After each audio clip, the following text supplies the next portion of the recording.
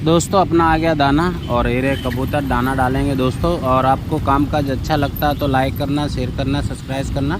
Tata Eicher blog नाम सर्वेश भाई सभी दोस्तों का करते दिल से धन्यवाद। और डालते दाना। आ जाओ आ जाओ आ जाओ, खिलाड़ी अभी आ जाएंगे दोस्तों। कामकाज अच्छा लगे तो लाइक करना दोस्तों, शेयर करना, सब्सक्राइब करना। देखो अभी आ जाएंगे। देखो ये क्या डरते हैं, थोड़ा मैं पीछे जाता हूँ फिर आएंगे। देखो आ गए दोस्तों।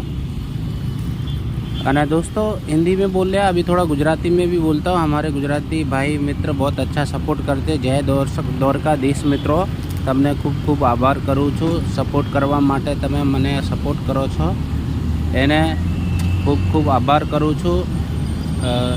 અને આવું તમે સારું સપોર્ટ કરો છો મને, એના બદલ તમને ખૂબ ખૂબ આભાર। સારું લાગે મારું તમને આ કામકાજ तो शेयर करजो, लाइक करजो। थैंक यू, आभार, धन्यवाद।